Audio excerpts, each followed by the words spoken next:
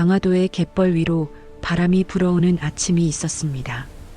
짠내 섞인 그 바람은 산자락을 타고 올라가 나무를 하던 한 청년의 등을 쓸고 지나갔습니다. 19. 이름은 이원범. 왕실의 피가 흐르고 있었지만 그 피는 그에게 아무런 영광도 주지 않았습니다. 오히려 그 반대였습니다. 그런데 어느 날 갑자기 관복 차림의 사람들이 섬으로 건너왔습니다. 왕이 되어야 한다고 했습니다. 여러분은 그 순간 그가 기뻐했을 거라 생각하십니까? 아니면 무언가 다른 감정이 그 자리를 먼저 채웠을까요? 오늘 밤 들려드릴 이야기는 왕이 되고 싶었던 사람이 아니라 왕이 되어버린 사람의 이야기입니다. 조선 제25대 왕 철종, 그리고 그 이름이 지워버린 이원범이라는 한 사람의 14년입니다. 흐름이 조금 길더라도 길을 잃지 않게 해드리겠습니다. 1849년 6월, 한양의 하늘은 묘하게 무거웠습니다. 장마가 오기 직전에 그 눅눅한 열기 속에서 창경궁의 연못 위에 죽은 잉어 한 마리가 배를 뒤집은 채 떠 있었다고 합니다. 백성들은 수군거렸고 궁 안에서는 이미 일이 벌어지고 있었습니다. 조선 제24대 왕 헌종이 23의 나이로 눈을 감아가고 있었습니다. 문제는 헌종에게 아들이 없었다는 것이었습니다. 왕위를 이을 혈통이 끊어진다는 것. 그것은 단순한 슬픔이 아니었습니다. 그것은 누군가에게 엄청난 기회였습니다. 잠깐 멈춰보면요. 조선 후기의 권력 구조를 이해하시면 이 이야기가 훨씬 선명하게 들리실 겁니다. 당시 조정은 안동 김씨라는 한 가문이 거의 모든 요직을 틀어쥐고 있었습니다. 이것을 세도 정치라고 합니다. 왕은 존재하되 실권은 왕의 것이 아닌 구조였습니다. 무대 위에 배우가 있고 무대 뒤에 연출이 있는 것처럼요. 관객인 백성들은 무대 위의 배우만을 보았지만 진짜 이야기는 늘 그 뒤에서 흘러갔습니다. 헌종이 눈을 감은 그 순간 슬픔보다 먼저 움직인 것은 권력이었습니다. 다음 왕을 세울 수 있는 사람, 그 권한을 가진 이는 대왕 대비 순원왕 후였습니다. 안동 김씨 가문의 여인이었고 예순을 넘긴 노련한 사람이었습니다. 그 앞에 후보들이 올랐습니다. 그런데 그들이 원한 것은 현명한 왕이 아니었습니다. 다루기 쉬운 왕, 배경이 없는 왕, 세상 물정을 모르는 왕. 그래야 자신들의 권력이 흔들리지 않을 테니까요. 그래서 그들의 눈은 왕실의 중심이 아니라 변방으로 향했습니다. 바다 건너 강화도로. 그곳에 이원범이 있었습니다. 그의 집안은 3대에 걸쳐 유배와 죽음이 이어진 비운의 왕족이었습니다.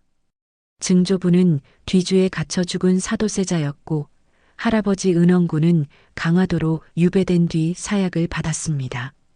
아버지 정계군 역시 같은 섬에서 유배 중에 세상을 떠났습니다. 형 회평군은 영모 혐의로 처형되었습니다. 왕족이라는 이름이 그 집안에서는 언제나 죽음의 다른 이름이었던 것입니다. 그 이원범에게 왕이 되라는 말이 떨어졌을 때 그가 무슨 생각을 했는지 기록은 남아있지 않습니다. 다만 야사는 그가 울음을 터뜨렸다고 전합니다. 기쁨의 울음이었을까요? 아니면 공포의 울음이었을까요? 여기서 중요한 건 그의 성격이 아니라 조건이었습니다. 3대가 왕족이라는 이름 때문에 죽어간 집안에서 왕이 되라는 명은 축복이 아니라 저주처럼 들렸을 것입니다. 이원범은 배에 올랐습니다. 강화도의 갯벌을 등지고 한양으로 향하는 길. 6월의 바다는 잔잔했다고 합니다. 그러나 그 수면 아래에 얼마나 깊은 물살이 흐르고 있었는지 19 청년은 아직 알지 못했습니다. 그런데요. 한양에 도착한 그에게 가장 먼저 주어진 것은 이름이었습니다. 하루 만에 덕왕군이라는 봉호가 만들어졌고 곧이어 창덕궁 인정전에서 즉위식이 열렸습니다. 수백 명의 신하가 머리를 조아렸고 어제까지 낯을 들던 청년은 용포를 입고 어좌에 앉았습니다. 그날 인정전에 모인 신하들의 시선을 상상해 봅니다. 고개를 숙이면서도 입꼬리를 감추지 못하는 안동 김씨의 어른들, 이를 악물며 바라보는 반대 세력들, 그리고 어좌 위에 홀로 앉아 그 모든 시선의 의미를 읽지 못하는 청년. 어저에 앉은 순간부터 이원범이라는 이름은 사라지고 철종이라는 이름이 시작되었습니다. 그것은 한 인간이 자기 자신을 영영 잃어버리는 과정의 첫걸음이기도 했습니다. 즉위 직후 철종의 하루는 왕의 일과로 가득 채워졌습니다. 새벽 5시에 기상하고 경연에 나가 경서를 읽고 상소를 검토하고 신하들의 보고를 듣는 것. 형식은 분명 왕의 것이었습니다. 그러나 그 형식 안에 담긴 내용은 철저히 다른 사람들의 것이었습니다. 여기서 분위기가 바뀝니다. 1851년 즉위 2년째 왕비 간택이 이루어집니다. 조선에서 왕비 간택은 단순한 혼인이 아니었습니다. 향후 수십 년간 권력의 향방을 결정짓는 정치적 사건이었습니다. 안동 김씨는 이 기회를 놓치지 않았습니다. 영의정 김자근의 족질이자 핵심 인물인 김문근의 딸이 왕비로 낙점되었습니다. 훗날 철인왕후로 불리게 될 이분이 궁에 들어오는 순간 안동 김씨의 세도 정치는 더 이상 깨뜨릴 수 없는 철벽이 되었습니다. 왕비의 아버지가 안동 김씨, 대왕대비가 안동 김씨, 영의정이 안동 김씨, 왕을 둘러싼 모든 방향에서 같은 성씨가 벽처럼 솟아올랐습니다. 훈련대장, 이조판서, 한성판윤, 나라를 움직이는 거의 모든 자리에 그들의 사람이 앉아 있었습니다. 왕에게 올라오는 문서는 그들의 손을 거쳐 편집된 것이었고 왕이 내리는 명령은 그들의 동의 없이는 실행되지 않았습니다. 여러분이라면 그 상황에서 어떻게 하셨겠습니까? 아침마다 어좌에 앉아 신하들의 보고를 듣지만 이미 결론이 정해진 문서만이 눈앞에 놓이는 그 일장을. 기록에 따르면 당시 궁궐에는 1000명에 달하는 궁녀와 내관이 있었습니다. 왕의 기상부터 취침까지 수발을 드는 사람이 그렇게나 많았습니다. 그러나 그 1000명 중에서 철종이 진심으로 속내를 털어놓을 수 있는 사람은 단 한 명도 없었습니다. 궁녀들은 오늘 이 자리에 모인 안동 것은 김씨의 중대한 일을 눈과 논의하기 귀였고 위함입니다. 내관들은 대왕 대비의 지시를 따랐습니다. 왕의 말 한마디, 한숨 한 번이 그날 저녁이면 보고되었을 것입니다. 잠깐 멈춰보면요. 승정원 일기에는 이 시기 철종이 몇 차례 독자적인 의견을 내려 했다는 기록이 있습니다. 수렴 청정을 거두어 달라고 대왕 대비에게 직접 청하기도 했습니다. 자신이 직접 정사를 돌보겠다는 의지의 표현이었습니다. 그러나 돌아온 대답은 부드러우되 단호한 거절이었습니다. 아직 이르다. 그 말은 영원히 이르다는 말과 같았습니다. 수렴 청정이 공식적으로 거두어진 이후에도 실질적인 권력 구조는 달라진 것이 없었습니다. 왕의 이름으로 나가는 명령이되 왕의 뜻은 한 글자도 담기지 않은 문서들. 비망록이라는 이름의 그 문서가 왕의 제가를 대신했습니다. 비망록의 본래 뜻은 잊지 않기 위해 쓰는 기록입니다. 그런데 그 기록 속에서 정작 잊혀진 것은 왕 자신이었습니다. 이 무렵 철종이 유일하게 자신의 의지로 할 수 있었던 일이 있었다면 그것은 술을 마시는 것이었습니다. 기록들은 즉위 초기부터 음주를 즐겼으며 해가 갈수록 그 양이 늘었다고 전합니다. 기록은 차갑지만 그 안에는 사람의 생활이 들어 있습니다. 도망칠 수도 싸울 수도 왕좌에서 내려올 수도 없는 자리. 그 자리에서 술은 어쩌면 유일하게 허락된 출구였을 것입니다. 그리고 분위기가 또 한 번 바뀌는 순간이 찾아옵니다. 1862년 임술년의 봄. 경상도 단성현의 들판에서 봉기가 시작되었습니다. 삼정의 문란. 그 세 글자가 조선 팔도의 백성들을 짓누르고 있었습니다. 이미 죽은 사람에게까지 군포가 부과되었고 관에서 빌려준 곡식의 이자는 원금의 몇 배를 넘어섰습니다. 관리들은 곡식 대신 모래와 결을 섞어 나누어 주고 돌려받을 때는 온전한 쌀로 갚으라 요구했습니다. 백성들은 먹지도 못한 곡식의 빚을 갚기 위해 논밭을 팔아야 했습니다. 단성에서 시작된 불길은 빠르게 번졌습니다. 진주, 익산, 함흥, 제주. 그해 봄과 여름 사이 조선 전역 37개 고을에서 밀란이 일어났습니다. 200년간 쌓인 분노가 한꺼번에 터져나온 것이었습니다. 이 소식이 한양에 닿았을 때 안동 김씨의 대신들은 이것을 단순한 소요로 축소하려 했습니다. 지방간의 미숙한 대처가 원인이니 진압하면 그만이라는 논리였습니다. 삼정의 문란을 뿌리째 들여다보는 것은 곧 자신들의 비리를 드러내는 일이었으니까요. 그런데요, 철종의 반응은 달랐습니다. 기록이 전하는 바에 따르면 철종은 진주밀란의 보고서를 받아든 뒤 밤새 잠을 이루지 못했습니다. 그리고 다음 날 아침 조정에 나가 뜻밖의 명을 내렸습니다. 삼정이 정청을 설치하라는 것이었습니다. 전정, 군정, 황곡. 이 세 가지 조세 제도의 문란을 바로잡기 위한 특별기구를 만들겠다는 선언이었습니다. 여기까지는 한 줄로 이렇습니다. 13년간 고분고분하던 왕이 처음으로 세도 정치의 심장부를 향해 손을 뻗은 것입니다. 왜였을까요?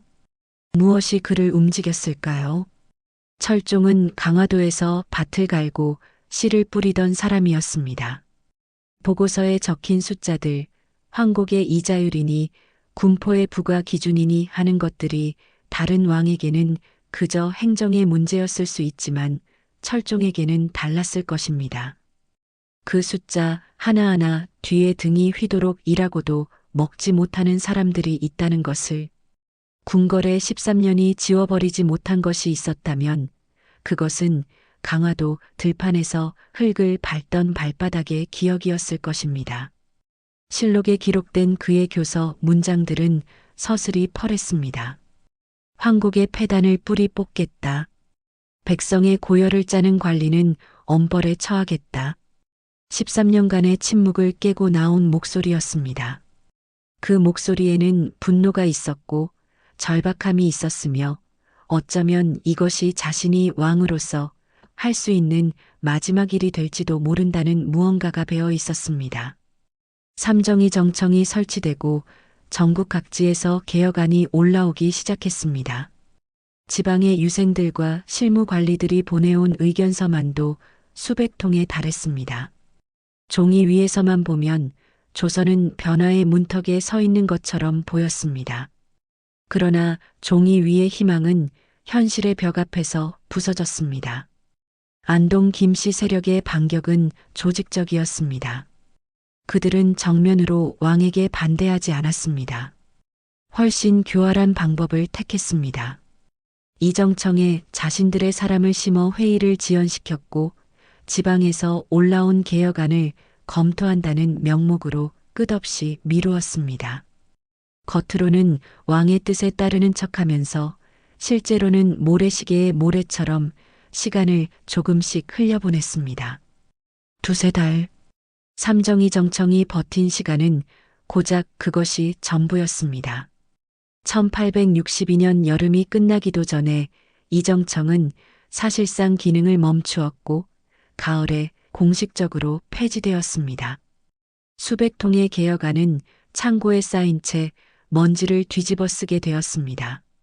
여러분이라면 그 상황에서 무엇을 느끼셨겠습니까? 마지막 남은 힘을 다해 내뻗은 손이 아무것도 바꾸지 못한 채 돌아온 그 순간을, 실록은 이 시기 이후 왕의 건강이 급격히 나빠졌음을 기록합니다.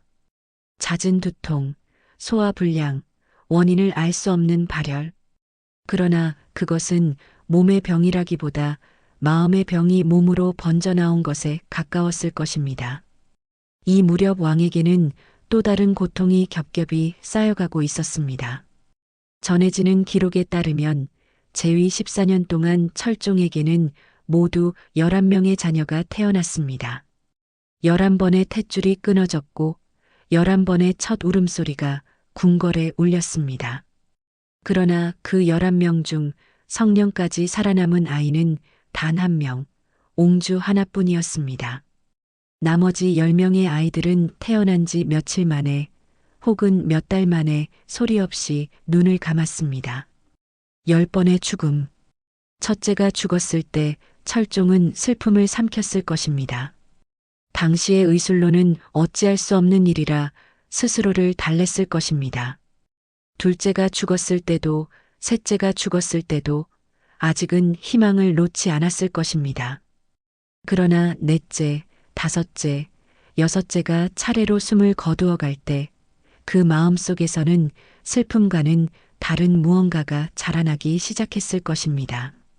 왕조실록은 아이들의 사인을 대부분 경기 혹은 원인 불명의 열병으로 기록하고 있습니다.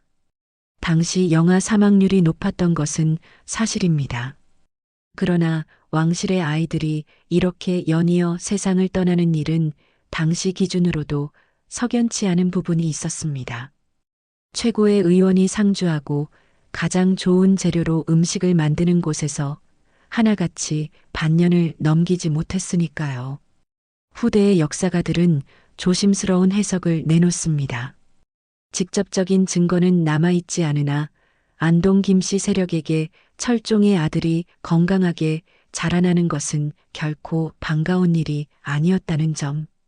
이것은 학계에서도 가능성으로만 말씀드리는 부분입니다.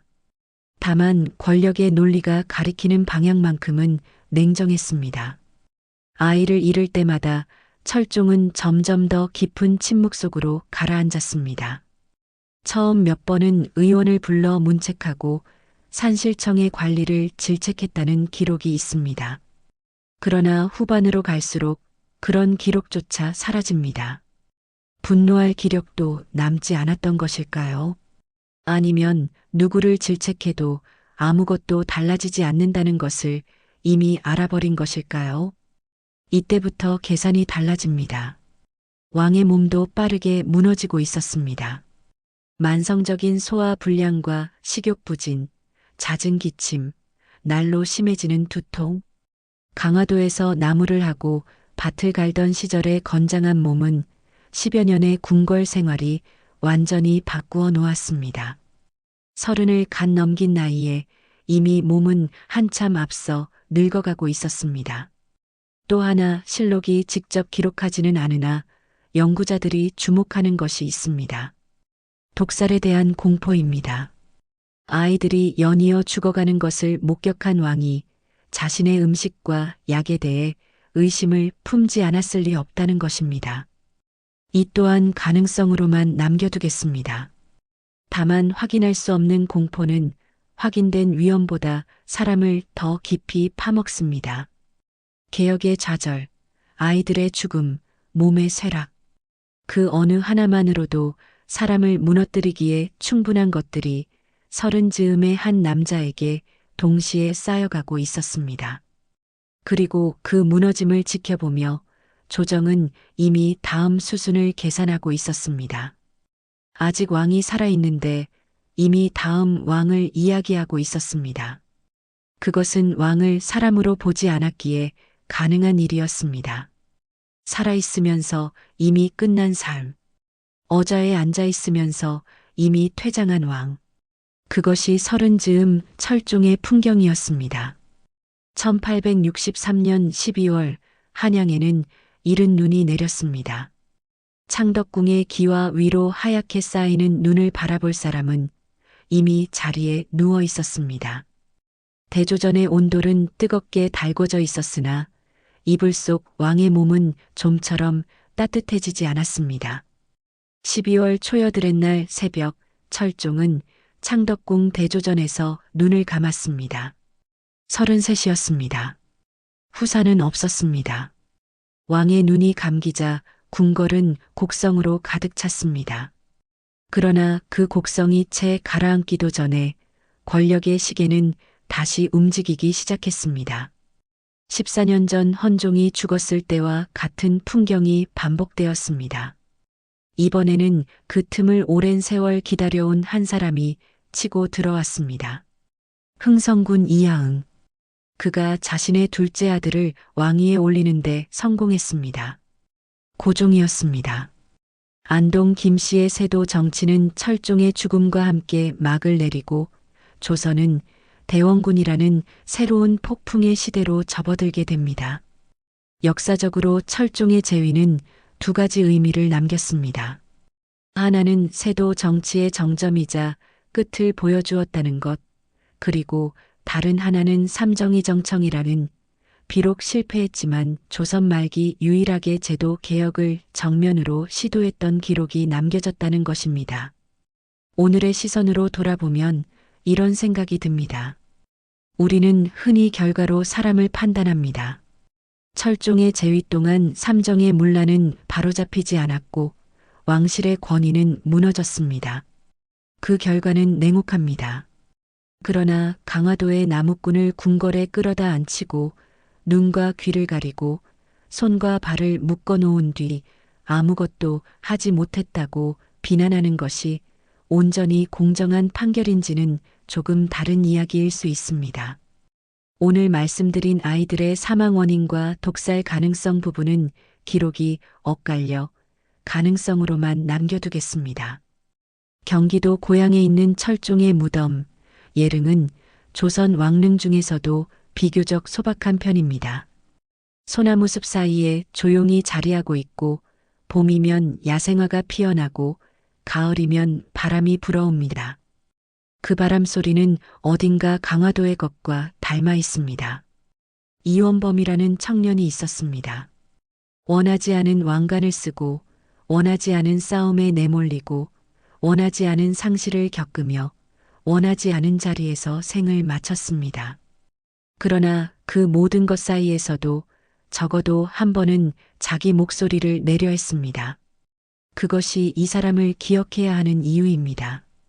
기록은 끝났지만 사람의 삶은 이어졌습니다.